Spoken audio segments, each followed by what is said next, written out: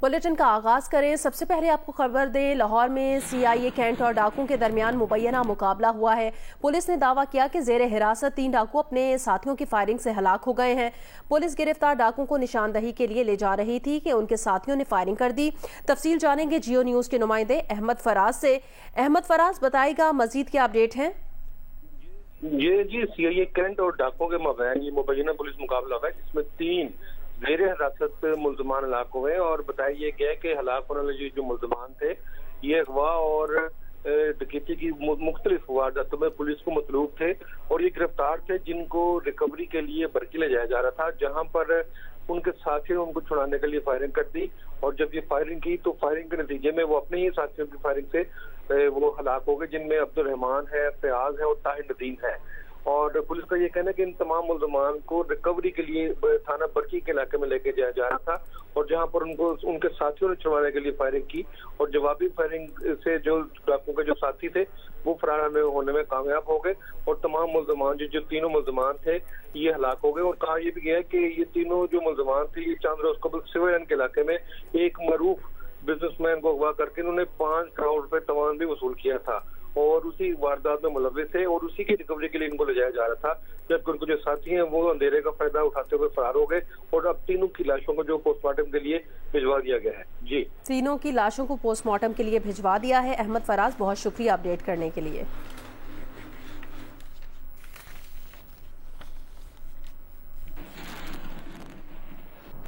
रहीम यार खान पुलिस ने माचका से मुल्हिका कच्चा कश्मोर में मुबैना मुकाबले के दौरान इंधड़ गैंग के सरगना समेत 6 डाकुओं को हलाक और 2 को जख्मी कर दिया। हलाक डाकू माही चौक में निजी पेट्रोल पंप पर कत्ल किए गए एक ही खानदान के 9 अफराद के मुकदमात में मतलूब थे और भारी इनाम भी मुकर्रर था।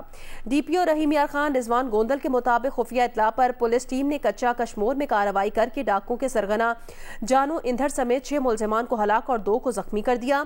मुलजिमान माही चौक के इलाके में 2 साल पहले कत्ल किए गए एक ही खानदान के 9 अफराद के मुकदमात में मतलूब थे, जिनके जिंदा और मुर्दा गिरफ्तारी सिंध पंजाब पुलिस की जानिब से इनाम मुकर्रर किया गया था। पुलिस के मुताबिक कार्रवाई ASP भोंग शाहजेब चाचड़, SHO कोट सब्जल, SHO माचका और CIA सादिकाबाद की सरबराही में की गई है। पुलिस पार्टी को शाबाश दी गई और मजीद तारीफी असनाद दिए जाएंगे। कच्चा कश्मोर में 6 डाकुओं ने पुलिस पार्टी को यरगमाल बना लिया। पुलिस का कहना है पुलिस पार्टी को बाहिफाजत निकालने के लिए 3 बख्तरबंद रवाना कर दी गई हैं। तफसील जानेंगे जियो न्यूज के नुमाइंदे मलिक मोहम्मद असलम से। मलिक असलम, बताएगा क्या अपडेट है, क्या डिटेल्स हैं इसकी?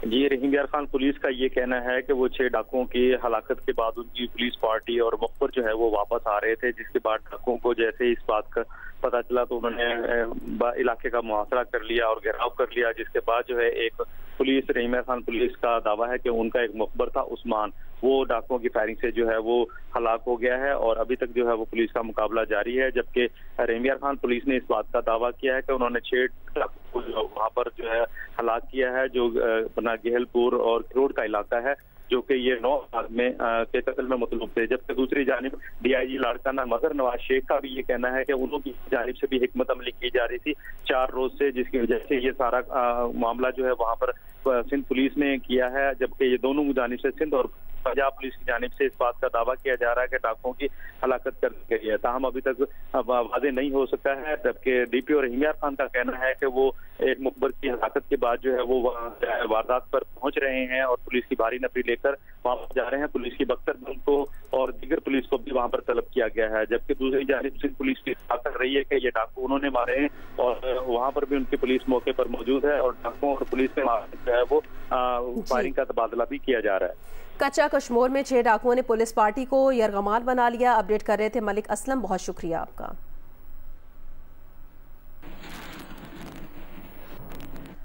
मौसम से मुतालिक अपडेट करें। पंजाब में आज और कल तूफानी बारिशों का इम्कान है। डेरा गाजी खान के पहाड़ी इलाकों में तूफानी का खदशा भी है। रात गए इस्लामाबाद और गिरदोनवाह में बारिश हुई। बलूचिस्तान में तूफानी बारिशों और सैलाबी रेलों से मुतादिद मकामात पर हिफाजती बंद टूट गए। कच्चे मकानात मट्टी का ढेर बन गए, फसलें तबाह हो गई, नशेबी इलाके ज़ेर-ए-आब आ गए। अवारान में गाड़ियां रेले में बह गई। खवातीन और बच्चों समेत 31 अफराद को रेस्क्यू कर लिया गया। मानसेहरा में मूसलाधार बारिश से मकान की छत गिर गई, 4 अफराद जाँ बहक हो गए। कोयटा और कोहलू समेत बलूचिस्तान के मुख्तलिफ शहरों में रात गए बारिश हुई। कराची के मुख्तलिफ इलाकों में बूंदाबांदी भी हुई। गर्मी की शिद्दत में कुछ कमी आई है।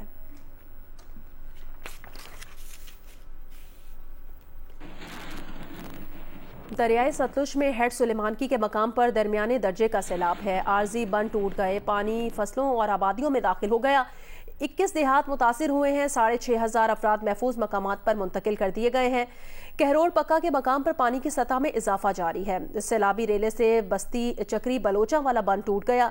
बस्ती बलोचा वाला के 300 मकीन महफूज मकाम पर मुंतकिल कर दिए गए हैं। दरियाए सिंध में चाचड़ा शरीफ के मकाम पर सैलाबी रेले में इजाफा हो गया। महकमा आबपाशी के मुताबिक सूरत हाल कंट्रोल में है। हिफाजती बंद मजबूत है।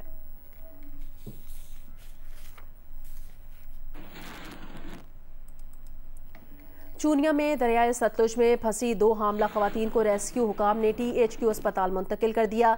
20 साल की जाहिदा और 30 साल की हाजरा बीबी को बोट्स के जरिए निकाला गया।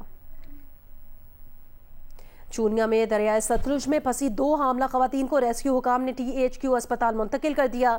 20 साल की जाहिदा और 30 साल की हाजरा बीबी को बोट्स के जरिए निकाला गया। सिंध के शहर पडीदन में गुज़श्ता साल की बारिशों और सैलाबी सूरत हाल से बेघर होने वालों को हालिया बारिशों ने एक बार फिर आजमाइश में डाल दिया है। बारिश मुतासिरीन के घर सर्वे के बावजूद ताहाल हुकूमती इमदाद से महरूम है। मजीद बताएंगे जियो न्यूज़ के नुमाइंदे गुलाम हैदर आकाश। जी बिल्कुल, इस वक्त मैं मौजूद हूँ पटीदन के नवाई गांव में, जहां पर जो सैलाब मुतासिर अब तक बैठे हैं उनका कहना है कि अभी तक हमें कोई सहूलत नहीं दी गई है, ना कोई हमारे घरों की जो सर्वे की गई है उसके घर की तामीरात के लिए हुकूमत की तरफ से कोई हमें इमदाद मिली है। सर्वे एक बार हो चुका है, ताहम 1 साल गुजरने के बावजूद भी हमें कोई इमदाद नहीं की गई है कि हम अपने घर बनाकर वापस अपने घरों को जा सकें, ना ही कुछ और कोई इमदाद की जा सकी है। इसलिए हम खुले आसमान तले रहने पर मजबूर हैं। ताहम इस साल भी अभी हालिया बारिशों के दौरान मानसून बारिशें दोबारा शुरू हो चुकी है और इस खतरात हमारे सर पे मंडला रहे हैं। उन्होंने हुकूमत से मुतालबा किया कि फौरी तौर पर जो सैलाब और बारिश मुतासिरीन थे उनकी सर्वे की जाए और पटीदन और गिरदनवा के इलाके जो भी घर इसमें बारिशों में मुतासर हुए थे उनकी तामीर के लिए फौरी उन्हें रकम दी जाए ताकि वो घरों की तामीर करके वापस अपने घरों को जा सके। जिला बोलान में पिंजरा पुल के रास्ते की बार बार तबाही पर ट्रांसपोर्टर्स और मकामी अफराद सख्त परेशान रहते हैं। बोलान नदी पर कायम इस तारीखी पुल के बारे में देखते हैं जाहिद बलोच की रिपोर्ट। जिला बोलान बलूचिस्तान का अहम जिला है। N65 शाहराह पर वाक़ जिला बोलान बलूचिस्तान को सखर मोटरवे के जरिए सिंध और दीगर सूबों से मिलाता है। बोलान नदी के मकाम पर यहाँ एक आयनी पुल हुआ करता था। लोहे के इस पुल को मकामी अफराद पिंजरा पुल कहते थे, जिससे ये गुजरगाह और इलाका भी पिंजरा पुल के नाम से मशहूर हो गया। 1988 में सैलाब आया तो ये लोहे का पुल रेले की नजर हो गया। इसके बाद इस रास्ते के पहाड़ी दरों में कंक्रीट से पुख्ता पुल तामीर किया गया। ये अहम पुल 34 साल तक कायम रहा, लेकिन पिछले साल शदीद बारिशों और सैलाबी रेलों को बर्दाश्त न कर सका और कंक्रीट के मजबूत पिलर से बना ये दूसरा पुल में बह गया, जिसके बाद से इस अहम मकाम पर पहाड़ी पत्थर बिछाकर आरजी रास्ता के जरिए गाड़ियां गुजारी जाती रहीं। ये आरजी रास्ता हल्की बारिशें भी बर्दाश्त नहीं कर पाता और बोलान नदी में तुगयानी के बायस यहाँ कई दिन तक ट्रैफिक ब्लॉक हो जाना रोज का मामूल बन चुका है। इस बार हालिया बारिशों में भी यही हुआ। सैलाबी रेले से आरजी रास्ता आमदोरफ्त के काबिल न रहा और सिंध और दीगर सूबों से बलूचिस्तान जाने वाले ट्रांसपोर्टर्स और मुसाफिर गाड़ियां यहाँ फंसी रहीं और रास्ता खुलने की मुंतजर रहीं। यहाँ वज़ीर आज़म भी कई टाइम आया था और कहने लगा था कि बाबा ये पुल को हम बनाएंगे, लेकिन साल से ज्यादा टाइम गुजर के पुल पर कोई काम करने का निशान भी नहीं आता है। अरे पानी का मुसीबत है। कल को टेलर ले गया 3-4 गाड़ी, हम लोग था अल्लाह ने बचाया, हम भाग के पीछे निकाल, नहीं तो हम लोगों को भी ले जाते। ये जो है तकरीबन हजारों गाड़ियां फंसी हुई हैं। ये पूरे पाकिस्तान का रास्ता है, सिंध बलूचिस्तान का नहीं है। ये पूरे पाकिस्तान के फ्रूट आता जाता है। यहाँ हजारों फैमिलियां बैठी हुई हैं। पुल की दोबारा तामीर और बोलान कौमी शाहराह को कुशादा करने का मंसूबा फौरी शुरू करके इस सफर को आसान और महफूज बनाने समेत अशिया खुदनोश की कीमतों में इस्तेकाम भी लाया जा सकता है। पिंजरा पुल से कैमरामैन मोहम्मद आसिम के साथ जाहिद बलोच, जियो न्यूज, बोलान, बलूचिस्तान।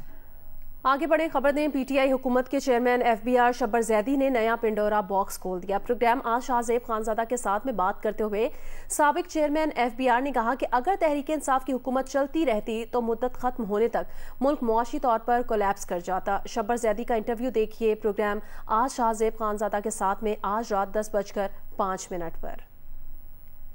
मैंने गलती से एक नोटिस दे दिया मुल्तान में एक बड़े जमींदार को, भाई ये आप जो कह रहे हैं कि वेल्थ स्टेटमेंट में पैसे आए एग्रीकल्चर इनकम से, मुझे रिकंसाइल कर दो। मेरे दफ्तर में 40 MNA आए लेड बाय शाह महमूद कुरैशी, सरदार रसूलुल्लाह दरेशक। हम साउथ पंजाब के MNA हैं, हमारे बगैर गवर्नमेंट नहीं चल सकती। मैंने बड़ी गवर्नमेंटें देखी है, तो उसको छोड़ दे। टोबैको का मामला, उस वक्त के वज़ीर आज़म इमरान खान बार बार तकारीर में कहा करते थे कि जी 98% टैक्स जो है वो रजिस्टर्ड दे रहे हैं, हालांकि कोई 30-35% जो है वो इलीगल सिगरेट बेचने का काम कर रहे हैं। तो मामला रिवर्स होते गए और जो तंबाकू बनने की स्टेज पे लगा था, हालांकि उससे काश्तकार को नुकसान नहीं था। 500 असद कैसर साहब ने कहा कि मेरे फ्रंटियर के MNAs जो हैं वो आपसे मिलना चाहते हैं असेंबली के चैम्बर में। मैंने कहा ये बंद करें, इसमें क्या परेशानी है आपको, 500 रुपए है। उन्होंने कहा सर ये नहीं हो सकता, हमारे सारे MNA तंबाकू के गिरोह हैं। मैंने कहा यार 500 को 0 कर देता हूं मैं, मुझे मगर उस फैक्ट्री को रजिस्टर करने दो। मैंने कहा नहीं सर ये नहीं हो सकता, आप हमारे इलाके में एंटर नहीं हो सकते। ट्राइबल एरिया के अंदर ये जो स्टील रोलिंग की मिल है, इनके ऊपर हाथ डाला।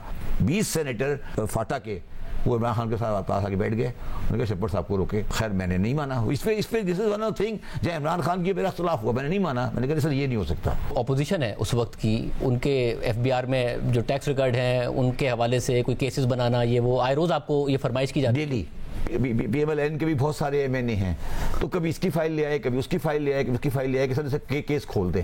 शहजाद अकबर साहब एक सोफे में बैठ जाते थे, इमरान खान बैठते थे, मुझे बुलाते थे, यार ये एक शहजाद ये कह रहा है क्या करना है। मैं ये कहता था कि सर शहजाद को बोले मेरे साथ आ जाए। फिर मैं शहजाद को सल जाता था, मैं कहता सर ये नहीं बनता है, रहने दें, इसको छोड़ दें। वज़ीर आज़म इमरान खान को जाके कहा कि 8-10 महीने आपकी हुकूमत को हो गए, ये जिस तरह चल रही है डिफॉल्ट की तरफ जा रही है, क्या कर रहे हैं 100%। फिर क्या हुआ? मैंने 3 स्लाइड बनाई, उनको समझ आया। मैंने कहा सर ये पोजीशन है, तो कहते यार ठीक कहते हैं। उसने फोन किया असद को, उसने कहा असद ये तो ये कह रहे हैं, असद उमर को, हाँ जो फाइनेंस मिनिस्टर थे। तो उसने कहा ये तो ये कह रहे हैं। तो सर ठीक कह रहे हैं। उसने कहा ठीक कह रहे हैं। तो उसने कहा सर तुमने मुझे बताया नहीं। कहता सी मेरा ख्याल था आपको पता है। उसके बाद 3 दिन बाद आपको पता है, आपको चेंज करना पड़ गया। आपको 3-4 दिन बाद असद उमर साहब को रिप्लेस किया, चेंज किया गया ना। अगर ये गवर्नमेंट चलती रहती शेख तरीन साहब की, तो पार्टी को इलेक्शन में 5% वोट भी नहीं मिलता, क्योंकि वो इकोनॉमिकली कोलैप्स कर जाते by the end of the term. हम तो मशवरा दे रहे थे उनको कि आप अपने आप को सेटल करें और ये चीज़ें सही नहीं है, मगर वो मतलब उस वक्त जो थे वो सुनने के मूड में नहीं थे।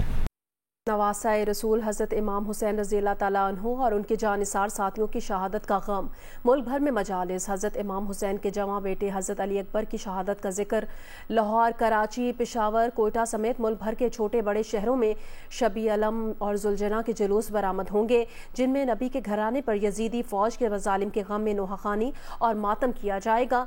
करबला में 3 रोज़ तक भूख और प्यास का सामना करने वाले अहले बैत की याद में पानी और शरबत की सबीलें भी लगाई जाएंगी।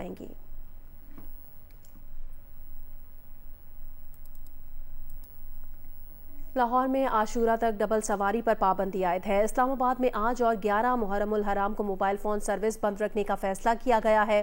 खैबर पख्तूनख्वा के 14 अजला में आज सुबह से आशूरा तक मोबाइल फ़ोन सर्विस बंद रहेगी। लैंडलाइन, वाईफाई पर इंटरनेट सर्विस बहाल रहेगी।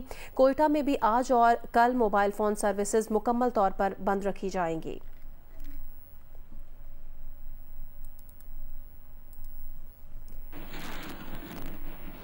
कराची में 9 मुहर्रमुल हराम के मरकजी जुलूस के सिक्योरिटी इंतजामात के बारे में नुमाइश चौरंगी से अपडेट देंगे जियो न्यूज़ के नुमाइंदे कमर अली। बिल्कुल 9 मुहर्रमुल हराम के मरकज़ी जुलूस के सिलसिले में तमाम तर सिक्योरिटी इंतजाम मुकम्मल कर लिए गए हैं। मरकज़ी जुलूस दोपहर तकरीबन 1 बजे जो है वो निश्तर पार्क से बरामद होगा। इससे कबल निश्तर पार्क में जो है वो मजलिस होगी। मजलिस के बाद जुलूस जो है वो निश्तर पार्क से बरामद होगा और अपने रवायती रास्तों से होता हुआ हुसैन ईरानी इमाम बारगाह खारादर पहुँचेगा। मरकज़ी जुलूस के रूट पर सिक्योरिटी के इंतजाम सख्त किए गए हैं। मरकज़ी जुलूस की तरफ आने वाली सड़कों और गलियों पर जो है वो कंटेनर रखकर उन्हें बंद कर दिया गया है। पुलिस और रेंजर्स के जो एहलकार हैं वो जगह जगह मरकज़ी जुलूस और उसके अतराफ़ में तैनात कर दिए गए हैं। जुलूस के बरामद होने से कबल जो है बम डिस्पोजल स्क्वाड जो है वो जुलूस की गुज़रगाह की जो है वो सर्चिंग करेगा और साथ साथ जो है वो CCTV कैमरास की मदद से जो है वो जुलूस के रूट की जो है मॉनिटरिंग की जाएगी। कमांड एंड कंट्रोल रूम में बैठे हुए अफसरान जो है वो फील्ड में मौजूद अफसरान से राब्ते में होंगे। अगर कोई भी मशकूक चीज़ या मशकूक शख्स नज़र आएगा तो उसे जो है वो फील्ड में बैठे हुए अफसरान से चेक कराया जाएगा। रोहड़ी में 500 साला तारीखी करबला मोहल्ला का नौढाला ताजिया जुलूस मंडो खबरों के मकाम पर पहुंचकर पहला पड़ाव डाल चुका है, जहां ज़ायरीन और अकीदतमंदों की जानिब से ज़रीए अक़दस की ज़ियारत का सिलसिला जारी है। जुलूस 2 बजे दूसरी मंजिल मैदान करबला के लिए बरामद होगा। मज़ीद जानेंगे जियो न्यूज़ के नुमाइंदे यासिर फारूकी से। जी बिल्कुल, 500 साला करबला मौला का नौढाला ताजिया जुलूस रात 4 बजे शमागुल होने के साथ इमाम बारगाह शाह इराक से बरामद हुआ, जो अपने रिवायती रास्तों रोहड़ी शहर की तंग और तारीखी गलियों से होता हुआ मंडो खब्बड़ के मुकाम पे पहुंच गया और इस जुलूस ने अपना पहला पड़ाव डाल लिया है। मैं अपना कैमरामैन उसामा तलत से कहूँगा कि वो अगर दिखा सके कि इस वक्त यहाँ पे ज़ायरीन और अकीदतमंदों की एक बड़ी तादाद पहुँच रही है, जिनकी कोशिश है कि वो यहाँ पे नौढाला ताजिए की ज़ियारत कर सकें। इसने पहला पड़ाव डाला है और ये सिलसिला यहाँ पे तकरीबन 6 से 7 घंटे तक जारी रहेगा, जिसके बाद यही जुलूस अपनी दूसरी मंजिल मैदान करबला के लिए दोपहर 1 बजे के बाद बरामद होगा, जो रोहड़ी शहर की तंग और तारीखी गलियों से होता हुआ शाम 6 बजे के बाद मैदान करबला पहुंच के अपना दूसरा पड़ाव डालेगा, जो नौढाला ताजिए की जियारत कर सकें, उसे पुलसा दे सकें। और इस कोशिश में मुतअद्दिद जो ज़ायरीन हैं वो शदीद गर्मी और हब्स की वजह से बेहोश भी हुए हैं, जिन्हें करीबी तिब्बी कैंप में मुंतकिल करके इलाज भी फराहम किया गया है। जी, मुहर्रम उल हराम का आगाज होते ही मैदान करबला की मुनासिबत से सबील लगाने और लंगर तकसीम करने का सिलसिला शुरू हो जाता है। मुल्तान में एक सबील ऐसी भी है जो 500 साल कदीमी है और अपने मुनफरिद अंदाज के बायस मटके वाली सबील के नाम से मशहूर है। रिपोर्ट करेंगे इमरान चौधरी। मुल्तान के हुसैना गाही बाजार में लगाई जाने वाली इस सबील की इनफरादियत है कि इसमें मिट्टी के मटकों में रात भर पानी भरकर रख दिया जाता है। तमाम रात मिट्टी की खुशबू इस पानी को महकाने के साथ ठंडा भी कर देती है और फिर तमाम दिन बाजार आने वाले खरीदार और राहगीर इस ठंडे पानी की सबील से मुस्तफीद होते हैं। ये बहुत पुरानी कदीमी थल्ला सबील है पड़ी, यहाँ से बहुत सारे लोग हमारे अलावा दुकानदार रहने वाले सब आगे पानी पीते हैं और शराब होते हैं। इमाम हुसैन अलैहिस्सलाम के याद में ये सबील लगाई जाती है और हम यहाँ पर हम और राहगीर जितने भी हैं वो रोज़ाना यहाँ से हज़ारों की तादाद में मुस्तफीद होते हैं। इस सबील को लगाने वाले कैसर अब्बास का कहना है कि 5 सदियों से इसके आबाओ अजदाद मासूमीन करबला की प्यास की याद में ये सबील लगाते चले आ रहे हैं और अब वो न सिर्फ इस सिलसिले को कायम रखे हुए है बल्कि दौरे जदीद में भी मिट्टी के मटकों में पानी ठंडा करने की रवायत को बरकरार रखा हुआ है। इस सबील की ये खसूसियत है कि जिस दौर के अंदर ये शुरू की गई थी उस टाइम मिट्टी का बर्तन इस्तेमाल होता था, मिट्टी के बर्तन में पानी पिलाया भी जाता था और पानी भर के रखा भी जाता था, जो आज तक अल्हम्दुलिल्लाह उस सिलसिले को लेके हम आज तक चल रहे हैं। मटकों वाली सबील मुल्तान की तारीख में सबसे पुरानी सबील के तौर पर जानी जाती है, जो 1 मुहर्रम उल हराम से 13 मुहर्रम उल हराम तक जारी रहती है। कैमरामैन आबिद बलोच और साथी रिपोर्टर जोदत नदीम के साथ इमरान चौधरी, जियो न्यूज़, मुल्तान। दुनिया की दूसरी बुलंद तरीन चोटी K2 की मुहिमजोई के दौरान पाकिस्तानी कोपेमा जाँ बहक हो गया। डिप्टी कमिश्नर शिगर वलीउल्लाह फलाही के मुताबिक जाँ बहक कोपेमा मोहम्मद हसन का ताल्लुक जिला शिगर से था। मोहम्मद हसन बॉटल नेक के मकाम पर बर्फानी तोदे की जद में आकर जाँ बहक हुए।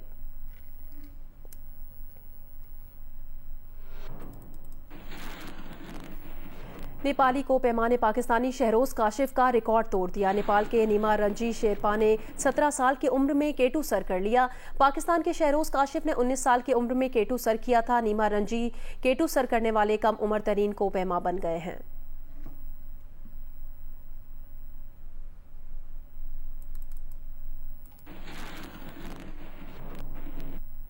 गवादर बंदरगाह पर 10 अरब डॉलर्स की लागत से ग्रीन फील्ड रिफाइनरी बनाई जाएगी। पाकिस्तान की 4 कंपनीज ने मंसूबे के लिए सऊदी अरामको के साथ इश्तराक कर लिया। इस सिलसिले में मुफाहमती याददाश्त पर दस्तखत भी कर दिए गए हैं। OGDCL के एलामिये के मुताबिक कौमी कंपनियां oil and gas development company limited, Pakistan state oil, Pakistan petroleum limited और गवर्नमेंट होल्डिंग्स प्राइवेट लिमिटेड मुश्तरका सरमायाकारी हिकमत अमली के जरिए ऑयल रिफाइनरी के मंसूबे में इश्तराक करेंगे। प्रोजेक्ट में मारूफ आलमी ऑयल एंड गैस कंपनीज की तरफ से इक्विटी की बुनियाद पर नुमाया सरमायाकारी की जाएगी। प्रोजेक्ट के जरिए पाकिस्तान में कम से कम 3 लाख BPD खाम तेल प्रोसेस करने की सलाहियत के साथ मरबूत रिफाइनरी, पेट्रोकेमिकल कॉम्प्लेक्स और पेट्रोकेमिकल फैसिलिटी कायम की जाएगी। वजीर मुमलिकत बराए पेट्रोलियम डिवीजन मुसद्दिक मलिक ने कहा कि गवादर रिफाइनरी से रोजगार के मौके पैदा होंगे और एनर्जी के शोबे में कीमती ज़र मुबादला बच सकेगा।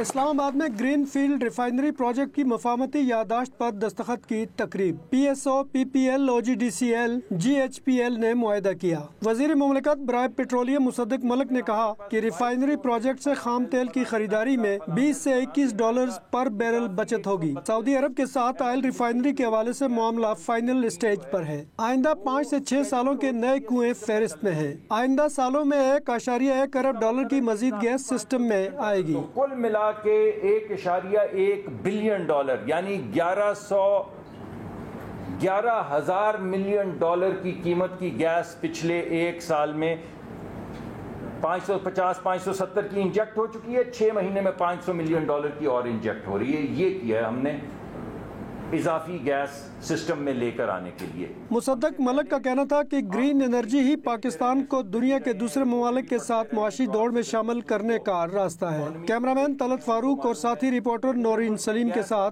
जरगुन शाह, जियो न्यूज़, इस्लामाबाद। तिबी माहिरीन का कहना है पाकिस्तान में हेपेटाइटिस B और C के केसेस खतरनाक हद तक पहुंच गए हैं। पाकिस्तान में हेपेटाइटिस C के मरीजों की तादाद दुनिया में दूसरे नंबर पर है। हर साल 1,20,000 अफराद हेपेटाइटिस का शिकार होकर जिंदगी की बाजी हार जाते हैं। लाहौर से रिपोर्ट करेंगी उम्मे फरवा।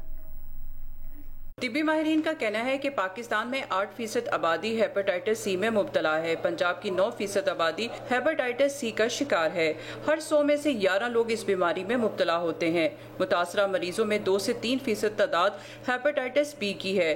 हेपेटाइटिस E से 60,000 अफराद और हेपेटाइटिस A से 1 लाख और हेपेटाइटिस C से 1,20,000 मरीज हर साल मौत के मुंह में चले जाते हैं। हेपेटाइटिस B और C को जहाँ तक देखा जाए तो तकरीबन उसमें 1300 केसेस के करीब हर रोज़ नए इन्फेक्शंस का इजाफा हो रहा है और इसके डेथ रेट जो है तकरीबन 1 लाख से 1,20,000 के करीब एनुअल डेथ्स जो हैं हमारे मुल्क में हेपेटाइटिस B और C की वजह से हो रही हैं। तिब्बी माहिरीन का कहना है कि हेपेटाइटिस का मर्ज इस्तेमाल शुदा सिरिंज, हज्जाम, ब्यूटी सैलून और ऑपरेशन के आलात से फैलता है। ये अछूत की बीमारी नहीं, एक दूसरे से मिलने से ये मर्ज नहीं फैलता। हेपेटाइटिस C की अभी तक कोई वैक्सीन दरियाफ्त नहीं हुई। एहतियाती तदाबीर इख्तियार करके ही इस बीमारी से बचा जा सकता है।